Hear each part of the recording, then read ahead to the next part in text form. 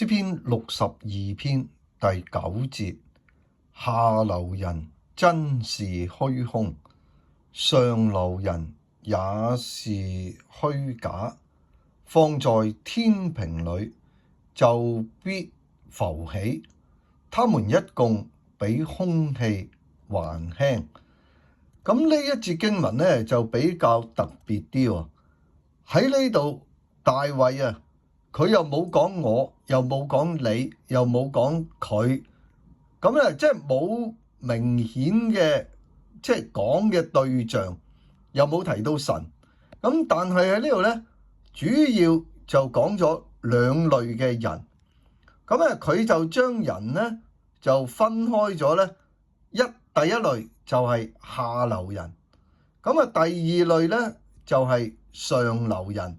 咁我哋咧即係廣東話即係睇下流人，咁啊當然係比較係即係個質素係比較差啲嘅，或者甚至乎喺嗰個嘅道德倫理咧，就係比較咧即係一啲衰嘅人即係下流人。咁咧，但係咧對比下流人咧，就係上流人喎。咁啊啱啱唔同，上流人咧可能係指到嗰啲社會階級啊，又比較高一啲嘅人啊，咁啊文化水準啊、道德水準又比較好嘅一啲咁嘅人咁啊變咗咧下流人其實就顛覆咗上流人，咁啊上流人亦都顛覆翻下流人。但係個問題咧喺呢度啊，兩者都係差唔多喎，因為佢話咧下流人真是虛空，即係喺聖經咧傳道書就用咗好多係虛空，即係好似係好即係虛幻咁唔單止下流人係咁喎，上流人都係一樣喎。佢話上流人也是虛假。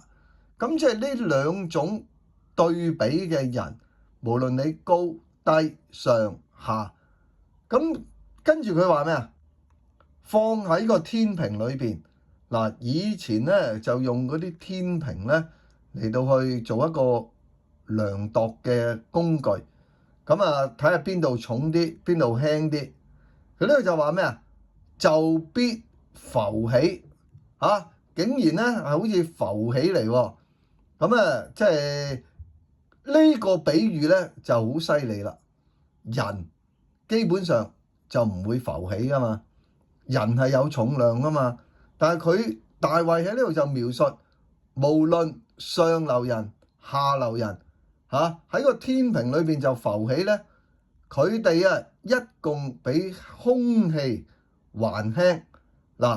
即係你空氣就喺空中嗰度噶嘛，空氣係冇重量噶嘛。但係咧喺呢度大衛就形容，無論下流人、上流人，佢哋比空氣仲要輕，係浮起嚟。所以呢度咧就俾我哋睇到人嘅虛幻性。